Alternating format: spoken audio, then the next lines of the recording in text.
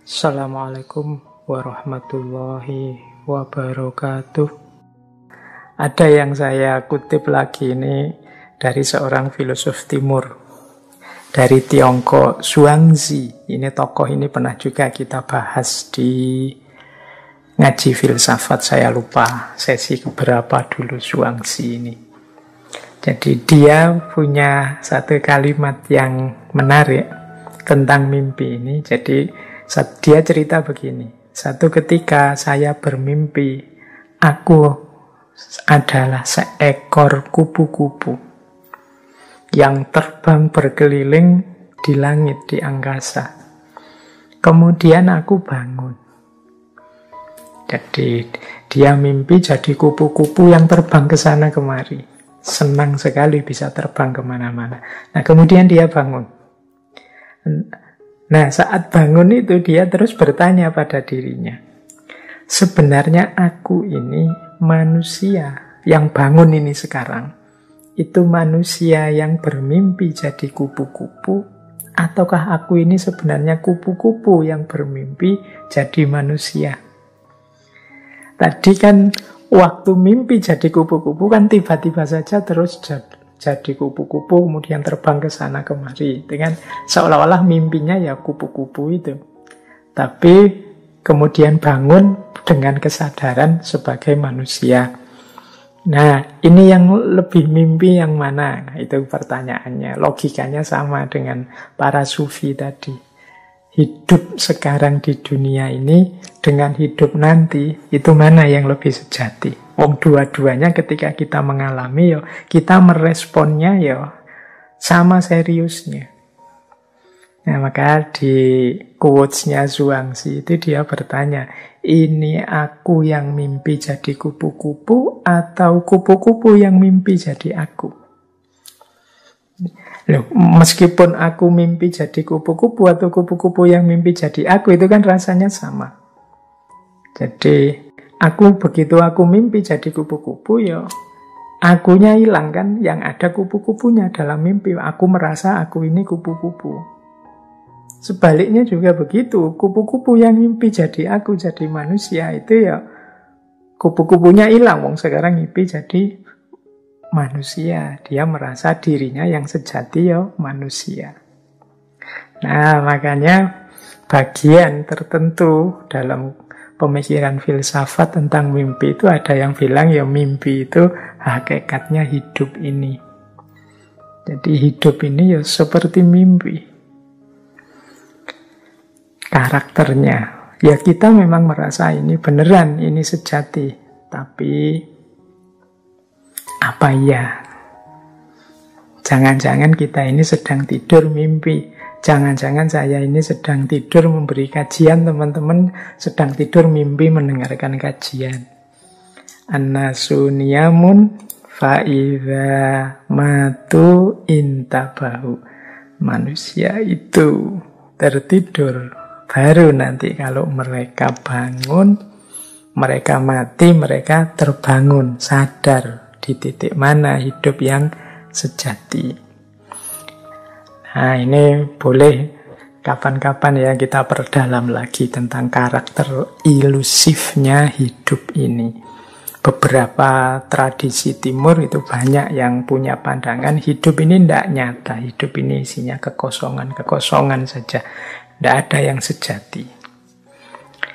Oke, menarik kalau teman-teman tarik lagi. Itu kita mungkin masih ingat ya teman-teman, dulu kita pernah belajar tentang bapaknya filsafat modern, René Descartes. Beliau ini juga punya pandangan tertentu tentang filsafat mimpi. Kapan-kapan kita bahas. Tapi kalau René Descartes ini disebut bapaknya filsafat modern, sebenarnya filsafat modern itu berarti berhutang pada mimpi. Karena René Descartes ini bertekad untuk jadi filosof, bertekad untuk serius mencari ilmu dengan jargon yang populer sekali, aku berpikir maka aku ada, itu setelah mimpi. Jadi René Descartes Ini beliau ini sebenarnya kan memang dikenal sebagai orang pinter, memang cuma suka tidur. Jadi beliau ini kalau tidur yo awal malam, nanti bangunnya bisa jam 12 siang. Jadi sukanya memang beliau ini tidur. Nah, satu ketika di musim dingin, ini saat ini René Descartes itu masih muda, sekitar tahun 1619 lah, tanggal 10 November. Ini René Descartes ini saat itu sedang jadi anggota pasukan sukarela Bavarian. Karena setelah beliau tinggal di Belanda, beliau tidak kerasan terus ikut pasukan sukarela. Meskipun tidak jelas sebenarnya beliau juga merasa tidak ngerti kenapa ada perang, ini perang melawan siapa, alasannya apa. Tujuannya nambah wawasan saja dari beliau jajal ikut sebagai anggota pasukan sukarela perang.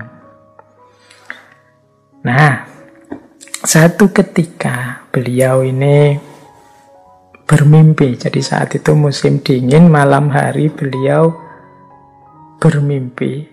Yang mimpi ini bolak-balik sampai 3 kali. Jadi mimpi itu 3 kali dan saling bersambungan, kayak to be continued. Jadi mimpi bangun, mimpi lagi, lanjutan mimpi yang pertama dan mimpi lagi.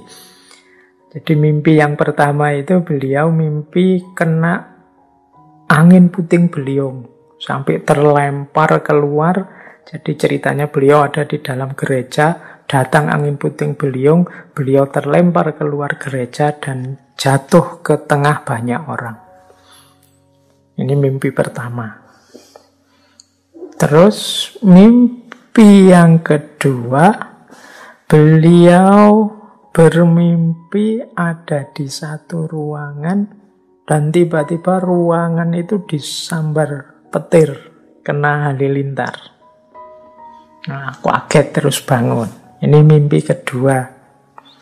Terus mimpi yang ketiga, beliau merasa sedang memegang setumpuan kertas yang halaman depannya, kalau dibaca terjemahnya dalam bahasa Indonesia itu judulnya tumpuan kertas ini, apa yang akan engkau ikuti dalam hidup ini. Jadi hidup seperti apa yang akan engkau ikuti. Nah, ini 3 mimpi dalam satu malam ini menarik bagi René Descartes yang saat itu musim dingin beliau tercatat sebagai anggota pasukan sukarela. Terus dari situ terus beliau mencoba memahami tafsir mimpinya.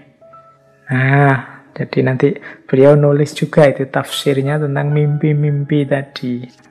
Mimpi diserang angin puting beliung sampai terlempar keluar tadi ke tengah orang-orang, itu ditafsirkan oleh René Descartes bahwa ada satu kekuatan yang akan melanda dirinya yang tidak mungkin dia menolak.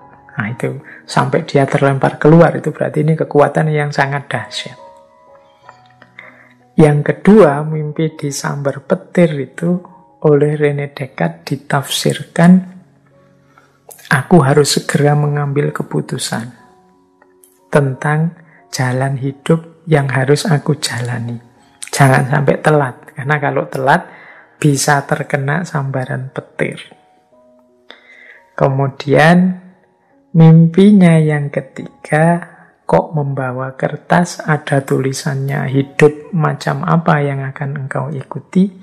Oleh René Descartes ditafsirkan, oh berarti tujuanku, targetku adalah ilmu pengetahuan, setelah ini filsafat.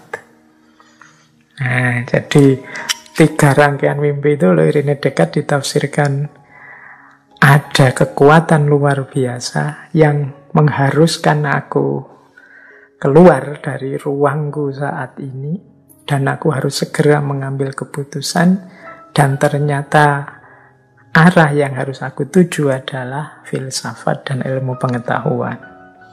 Dari situlah nanti René Descartes mulai geser ke filsafat-filsafat, termasuk dengan satu istilah dari yang beliau yang masyhur sekali itu kan cogito ergo sum. Aku berpikir maka aku ada. Loh, ternyata lahirnya filsafat juga diawali dari mimpi. Oke, untuk malam hari ini saya cukupkan sekian dulu. Mohon maaf kalau ada yang kurang berkenan, mungkin 1-2 kekurangan apa, mohon dimaklumi. Kalau ada kekhilafan, kealpaan yang teman-teman ngerti benernya seperti apa, ya silahkan disampaikan. Kurang lebihnya mohon maaf. Wallahul muwaffiq, wallahu a'lam bissawab. Wassalamualaikum warahmatullahi wabarakatuh.